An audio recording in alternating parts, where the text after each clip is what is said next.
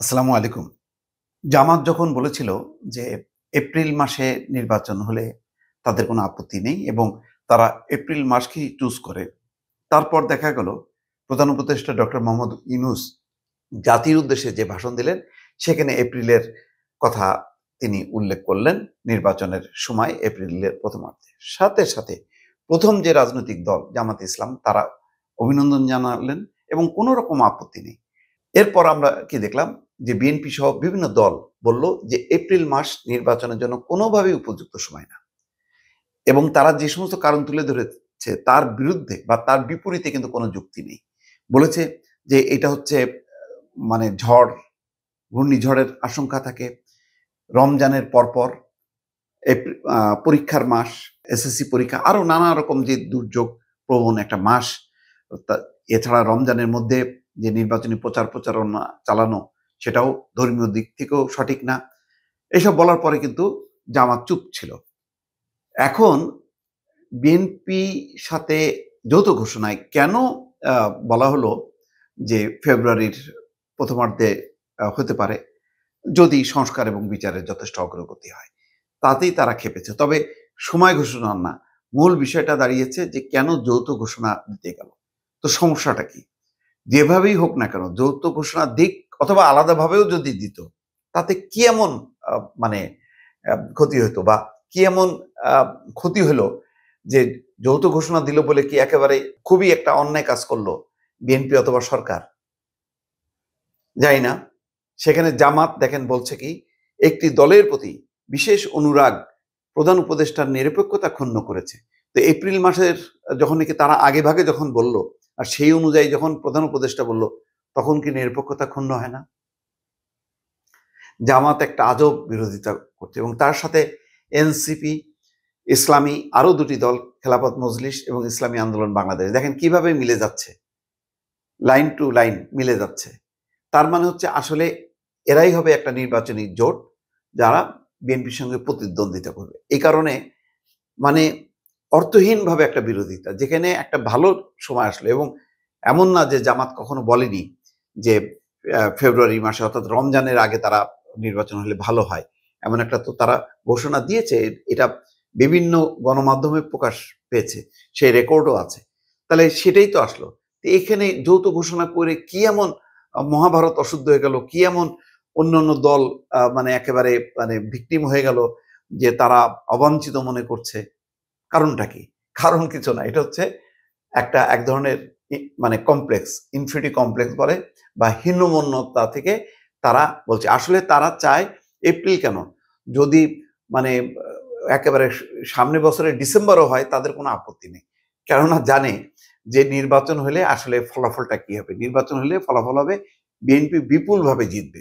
তো এই জেতাটাকে আ যাতে না জিততে পারে বা তারা মনে করছে যে সময় যত যাবে তত বিএনপি অজনপ্রিয় হবে, নানা রকম দেশের পরিস্থিতি তৈরি হবে, অরাজনৈতিক সরকার বা এই ধরনের দুর্বল সরকার যত সময় থাকবে ততই তারা নানা রকম তাদের ইস্যুগুলো বা ফায়দাগুলো তুলতে পারবে। এসব কারণে তারা এই যে ফেব্রুয়ারি মাসটা যে আগায় নিয়ে আসলো, এতে তারা ক্ষুব্ধ। এখন যদি আরো আগায় নিয়ে যদি ডিসেম্বরে আনা হয়, তাহলে কি তারা আরো ক্ষুব্ধ হবে? আমার ধারণা যে ক্ষুব্ধ হবে। তো সেটা অন্যভাবে তারা প্রকাশ করছে, বলছে যে কেন যৌথ ঘোষণা করলো। তো এখানে বলা হচ্ছে দলটি মনে করে একটি রাজনৈতিক দলের সঙ্গে বৈঠক শেষে বিদেশে যৌথ সংবাদ সম্মেলন ও বৈঠকের বিষয় সম্পর্কে যৌথ বিবৃতি নৈতিকভাবে কিছুতেই যথার্থ নয়। যৌথ বিবৃতি দেওয়া দেশের রাজনৈতিক সংস্কৃতির ব্যত্যয়। এর মাধ্যমে প্রধান উপদেষ্টা একটি দলের প্রতি বিশেষ অনুরাগ প্রকাশ করেছেন, যা তার নিরপেক্ষতা ক্ষুণ্ণ করেছে। অথচ জামাত ইসলাম কিন্তু ভালো উদ্যোগ নিয়েছিল যখন নাকি একটা টানাপোড়েন হলো। প্রধান উপদেষ্টা যখন বললেন যে তিনি রিজাইন করবেন, এরকম একটা অবস্থায় কিন্তু জামাত ইসলাম সব পক্ষের সঙ্গে কথা বলেছে। এমনকি সেনানিবাসে যে সেনাপ্রধানের সঙ্গেও কথা বলেছে। তো এখন কেন আ এরকম হঠাৎ করে বেঁকে গেল, এটা একটু বোঝার ব্যাপার আছে। শনিবার সকালে জামায়াতে ইসলামীর কেন্দ্রীয় কমিটির নির্বাহী পরিষদের বৈঠকে এমন অভিমত ব্যক্ত করা হয় বলে দলের এক সংবাদ বিজ্ঞপ্তিতে জানানো হয়। দলের আমির শফিকুর রহমান সভাপতিত্বে এই বৈঠক অনুষ্ঠিত হয়।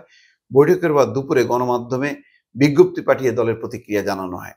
এতে বলছে যে লন্ডনে অন্তর্বর্তী সরকারের প্রধান উপদেষ্টা ডক্টর মোহাম্মদ ইউনূসের সঙ্গে বিএনপির ভারপ্রাপ্ত চেয়ারম্যান তারেক রহমানের বৈঠককে তারা খুবই স্বাভাবিক মনে করে, কারণ ইতিমধ্যে অন্তর্বর্তী সরকারের প্রধান উপদেষ্টা বিভিন্ন রাজনৈতিক দলের সঙ্গে পৃথক এবং যৌথভাবে বৈঠক করেছেন। জামাত বলছে, প্রধান উপদেষ্টা গত 6 জুন জাতির উদ্দেশ্যে দেওয়া ভাষণে 2026 সালের এপ্রিলের প্রথমার্ধে জাতীয় সংসদ নির্বাচনের রোড ম্যাপ ঘোষণা করেন। তার এই ঘোষণার পর লন্ডন সফরকালে একটি রাজনৈতিক দলের সঙ্গে বৈঠক শেষে বিদেশে যৌথ সংবাদ সম্মেলন এবং বৈঠকের বিষয় সম্পর্কে যৌথ বিবৃতি দেওয়া বাংলাদেশের রাজনৈতিক সংস্কৃতির ব্যত্যয় বলে আমরা মনে করি। এর মাধ্যমে তিনি একটি দলের প্রতি বিশেষ অনুরাগ প্রকাশ করেছেন, যা তার নিরপেক্ষতা ক্ষুণ্ণ করেছে। আমরা মনে করি দেশে ফিরে এসে প্রধান উপদেষ্টা অন্যান্য রাজনৈতিক দলের সঙ্গে আলোচনা করে এই ব্যাপারে তার অভিমত প্রকাশ করাই সমীচীন ছিল। বিজ্ঞপ্তিতে বলা হয়, জামাত ইসলাম মনে করে সরকার প্রধান হিসাবে কোনো একটি দলের সঙ্গে যৌথ সংবাদ সম্মেলন নৈতিকভাবে কিছুতেই যথার্থ নয়। প্রধান উপদেষ্টা একটি দলের সঙ্গে বৈঠকের পর যৌথ সংবাদ সম্মেলন করায় আগামী নির্বাচন অবাধ, সুষ্ঠু এবং গ্রহণযোগ্য হওয়ার বিষয়ে জনমনে আশঙ্কা তৈরি হয়েছে। অদ্ভুত ব্যাপার, বাংলাদেশের একটা প্রধান রাজনৈতিক দল তার সাথে বৈঠক করা, সংবাদ সম্মেলন করা এবং যৌথ ঘোষণা, এটা এত অপরাধ হয়ে গেল, এটা মানে নিশ্চয়ই বিশ্লেষণের অপেক্ষা রাখে। যেখানে বাংলাদেশে অনেকগুলো রাজনৈতিক দল সক্রিয়ভাবে বিদ্যমান, সেখানে শুধু কোনো একটি দলের সঙ্গে আলাপ করে দেশের সামগ্রিক রাজনৈতিক বিষয়ে সিদ্ধান্ত নেওয়া সঠিক বলে বিবেচিত হতে পারে না। আমরা আশা করি অবাধ, সুষ্ঠু এবং গ্রহণযোগ্য নির্বাচনের জন্য বর্তমান অন্তর্বর্তী সরকার নিরপেক্ষ থেকে লেভেল প্লেইং ফিল্ড তৈরি করবেন এবং বিচার এবং সংস্কারের ব্যাপারে যথাযথ পদক্ষেপ নিশ্চিত করবেন।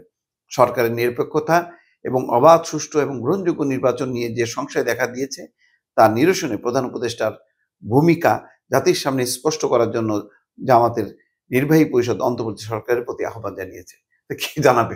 তারা তো জানাইছেই, তো তারা তো বলেনি যে না ওইটাই হবে, বলছে যে সংস্কার এবং বিচারে যথেষ্ট অগ্রগতি সাপেক্ষে সেটা হবে। এটাতেও যদি একটা রাজনৈতিক দলের, তারা ক্ষুব্ধ এপ্রিল মাসে, যেখানে 90% উপর রাজনৈতিক দল মনে করে যে নির্বাচন হওয়া উচিত ডিসেম্বরের মধ্যে, সেখানে ডিসেম্বরও না, মানে যেটা সম্মত হলো ফেব্রুয়ারিতে প্রথমার্ধে, এটা মধ্য দিয়ে যে একটা ভালো একটা রাজনৈতিক পরিবেশ এবং বিএনপি আন্দোলন করবে বলে যেই ঘোষণা দিয়েছিল, সেখান থেকে সরে আসা মধ্য দিয়ে একটা ভালো একটা রাজনৈতিক পরিবেশ তৈরি হলো, সেটাকে কেন ভালোভাবে দেখছে না জামাত ইসলাম, সেটা একটা রহস্য রয়ে গেল। দর্শক ভালো থাকবেন, আল্লাহ হাফেজ।